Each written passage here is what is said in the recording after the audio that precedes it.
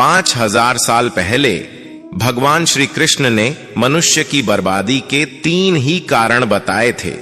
इस वीडियो में हम एक कहानी के माध्यम से हम आपको वो 3 कारण बताएंगे। तो चलिए देखते ही कौन से 3 कारण हैं जिन्हें करके व्यक्ति बर्बाद हो जाता है, और कहीं आप भी तो नहीं कर रहे ऐ 3 गलतियां। चलिए शुरू करते हैं। प्राचीन काल में एक नगर के पास के एक जंगल में एक सन्यासी रहते थे। संसार के तमाम आकर्षणों से दूर होकर उसने कई वर्षों की तपस्या से अपनी शक्तियों को जागरूक किया था। वह लोगों की हर समस्याओं का समाधान करता था। धीरे धीरे वह मशहूर होने लगे और यह बात राजा को पता चली। राजा ने सन्यासी से मिलने का फैसला किया और वह सन्यासी से मिले। राजा सन्यासी के बातों से बहुत प्रभावित हुए और उन्हें अपने राज्य में चलने तथा महल में रहने का आग्रह किया। सन्यासी मान गए और राजा के साथ उनके महल में रहने लगे। कुछ साल तक सन्यासी वहीं रहे। एक दिन राजा और रानी को पड़ोस के राज्य में जाना पड़ गया। उन्होंने एक नौकर को सन्यासी के भोजन आदि की जिम्मेदारी देकर निकल गए। एक दिन नौकर बीमार पड़ गया और आया ही नहीं। सन्यासी को खाना खिलाने वाला कोई नहीं था। वह इंतजार करता रहा और अंततः वह गुस्से में लाल हो गया। तभी राजा और रानी वापस आए। सन्यासी ने राजा को बहुत डांट फटकार लगाई और कहा कि तुम मेरी जिम्मेदारी नहीं उठा सकते थे तो क्यों मुझे लेकर आए। कुछ दिनों बाद मामला शांत हो गया। कुछ दिनों बाद राजा को फिर से पड़ोस के राज्य में जाना पड़ गया। इस बार राजा ने अकेले जाने का फैसला किया और रानी को खड़े निर्देशों के साथ सन्यासी के सेवा के लिए रख दिया। रानी रोज समय पर सन्यासी को खाना भेज देती थी। एक दिन रानी खाना भेजना भूल गई और वह नहाने चली गई। सन्यासी को खाना नहीं मिला तो सन्यासी ने काफी इंतजार के बाद महल में जाने का फैसला किया। सन्यासी महल में गया और उसकी नजर रानी पर पड़ी। रानी की सुंदरता सन्यासी के मन में घर कर गई। रानी के अद्भुत रूप को देखकर सन्यासी उसे भुला नहीं पा रहा था। उसने खाना पीना छोड़ दिया और कुछ दिन तक ऐसे ही पड़ा रहा। कुछ दिनों बाद राजा वापस लौटे और सन्यासी से मिलने गए। राजा ने कहा, क्या बात है, आप बहुत कमजोर हो गए हैं, क्या मुझसे और कोई भूल हो गई है। तो सन्यासी ने कहा कि नहीं, मैं आपकी रानी की अद्भुत सुंदरता की मोह में पड़ गया हूं और मैं उसे भुला नहीं पा रहा हूं, और अब मैं रानी के बिना जिंदा नहीं रह सकता। राजा ने कहा, यही बात है ना, मेरे साथ महल में चलिए, मैं आपको रानी को दे दूंगा। राजा सन्यासी को लेकर महल में गए। राजा ने रानी से कहा कि सन्यासी आपकी सुंदरता के दीवाने हो चुके हैं और बहुत कमजोर पड़ चुके हैं, और मैं किसी ज्ञानी व्यक्ति की हत्या का पाप अपने सर नहीं लेना चाहता। क्या आप सन्यासी की मदद करना चाहेंगी। रानी ने कहा, मैं समझ गई क्या करना है, और राजा ने रानी को सन्यासी को सौंप दिया। सन्यासी रानी को लेकर अपनी कुटिया में जाने लगे। रानी ने कहा कि हमें रहने के लिए एक घर चाहिए। सन्यासी ने राजा से कहा कि हमें रहने के लिए एक घर चाहिए।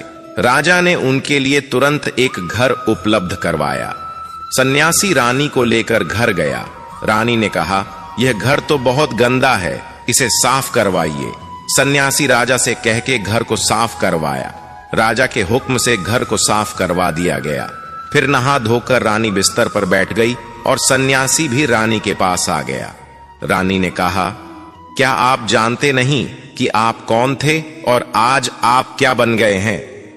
आप एक महान सन्यासी थे जिनके आगे राजा भी झुककर प्रणाम करते थे, और आज वासना के कारण आप मेरे गुलाम हो गए हैं।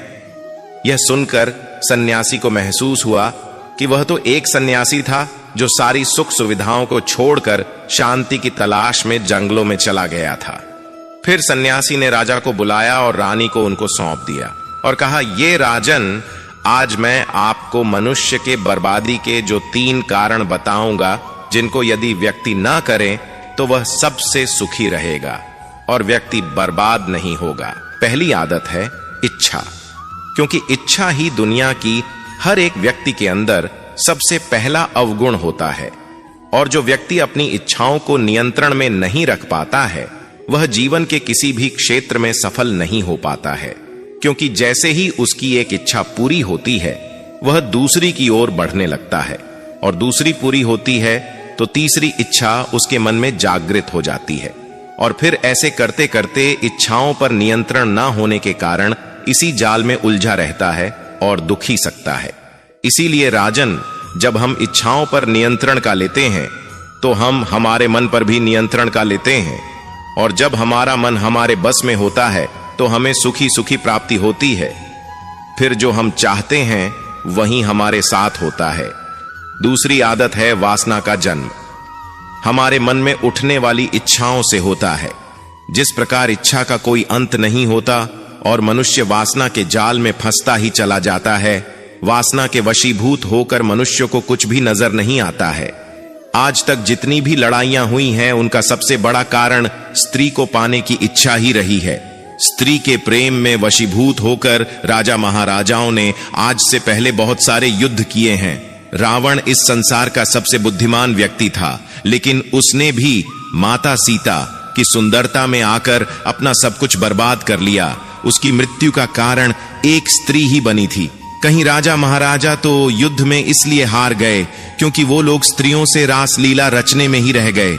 ईश्वर ने तो स्त्री की उत्पत्ति इस संसार को बढ़ाने के लिए की है, लेकिन आजकल लोगों ने इसे अपनी वासना का शिकार बना लिया है, अपने मनोरंजन का साधन समझने लगे हैं, और जब उन्हें अपना यह मनोरंजन नहीं मिलता तो वो पागल हो जाते हैं और ना जाने क्या क्या कर बैठते हैं। इसीलिए ही राजन, जितना हो सके उतना वासना से दूर रहना चाहिए। तीसरी आदत है क्रोध, क्योंकि जब मनुष्य की वासना की पूर्ति नहीं होती है तो उसके अंदर क्रोध उत्पन्न हो जाता है, और जब व्यक्ति को क्रोध आता है तो उसे पर उसका नियंत्रण नहीं होता है, और फिर वो क्रोध में आकर कई गलत निर्णय ले लेता है। वो दूसरों को भला बुरा कह देता है, गालियां देता है, और जब उनका क्रोध शांत होता है तो उन्हें अपनी गलती का एहसास हो जाता है, लेकिन तब तक तो सब कुछ बर्बाद हो चुका होता है। क्रोध के कारण मनुष्य के कई बने बनाए काम भी बिगड़ जाते हैं। जब मनुष्य के भीतर क्रोध उत्पन्न होता है तो वो अंदर से बहुत कमजोर हो जाता है, और एक कमजोर मनुष्य कुछ भी नहीं कर सकता है, उसे कभी भी सफलता हासिल नहीं हो सकती। क्रोध हमारे भीतर तनाव को उत्पन्न करता है, और अगर एक बार हम तनाव में चले गए तो हमारा पूरा जीवन बर्बाद हो जाता है।